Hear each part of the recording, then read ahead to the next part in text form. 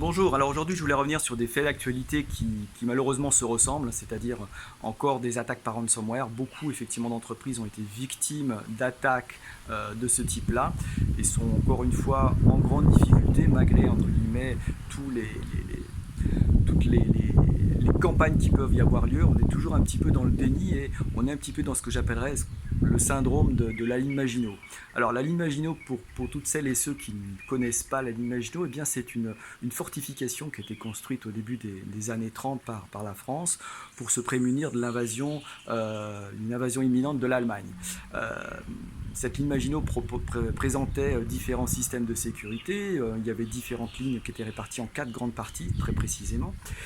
Et elle devait effectivement empêcher toute invasion puisqu'on était persuadé que les Allemands passeraient de ce côté. Eh bien, en mai 1940, malheureusement, les Allemands ont été un petit peu plus intelligents et ils ont tout simplement contourné la ligne Maginot. Voilà. Et ce qui était prévu, le plan qui avait été prévu, c'était pas du tout celui-là. Parce que l'ensemble des batteries, l'ensemble effectivement de l'artillerie était tourné du mauvais côté, bien évidemment, et les Allemands étaient rentrés de l'intérieur et n'étaient plus du tout atteignables. Alors, c'est un petit peu ce qui se passe finalement sur la cybersécurité. On est un petit peu dans ce système-là, c'est-à-dire qu'il y a beaucoup d'actions qui sont faites au niveau de la prévention, encore une fois. C'est très très bien, hein. Je ne dis pas le contraire. Il y a de plus en plus de systèmes de sécurité qui sont mis en amont pour protéger d'une intrusion ou d'une cyberattaque. Ça, c'est parfait. On a même effectivement maintenant des outils avec l'IA qui va, selon toute promesse, je dis bien toute promesse, résoudre l'ensemble des soucis. Malgré tout, derrière, il y aura toujours un humain, hein. Il y aura toujours effectivement un maillon faible qui va tout simplement appuyer sur le mauvais bouton. Et on va se retrouver dans la situation que chacun connaît à l'heure actuelle, c'est-à-dire éventuellement un ransomware qui va venir enchiffrer l'ensemble des données.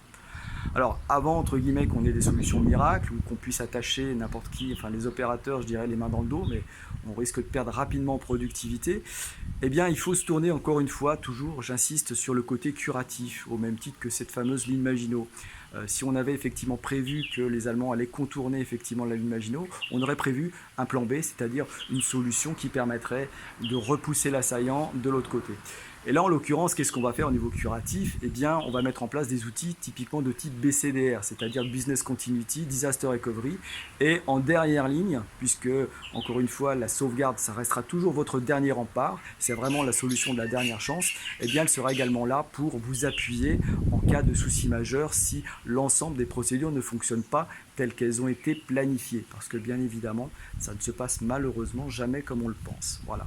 Alors, il y a beaucoup d'outils de type BCDR qui existent, bien évidemment. Il y a surtout effectivement des outils d'orchestration qui sont très intéressants par rapport à ça, parce que le problème effectivement des plans de reprise d'activité, c'est que les data centers et l'entreprise évoluent très très vite et on a du mal entre guillemets à les maintenir et à faire que le jour où on en a besoin, eh bien, on les a testés dans les situations qui ont été prévues, encore une fois.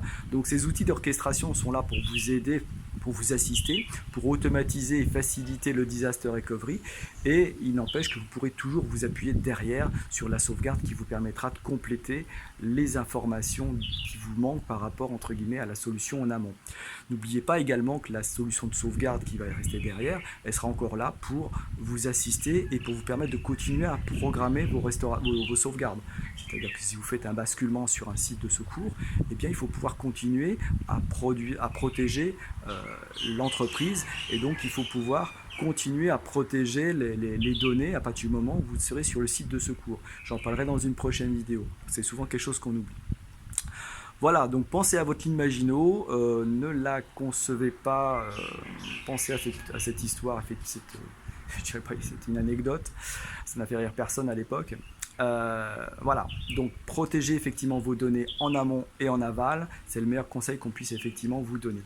Voilà, je ne me suis pas présenté, je suis Laurent Linty, Data Storage Consultant depuis 20 ans, ça fait depuis tout ce temps, je vous aide effectivement à monter votre ligne Maginot sur la partie curative, c'est-à-dire sur le plan B. Qu'est-ce qui se passe si jamais ça n'a pas fonctionné comme prévu?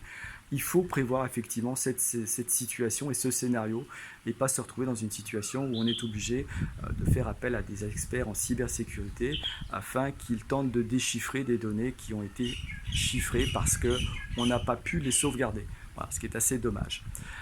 Voilà, on en discute rapidement. Vous me cliquez sur le petit lien qui est en dessous. Vous me posez toutes les questions que vous souhaitez comme d'habitude. Je vous remercie encore pour vos commentaires. Et puis à très bientôt pour une prochaine vidéo. Voilà, merci, au revoir.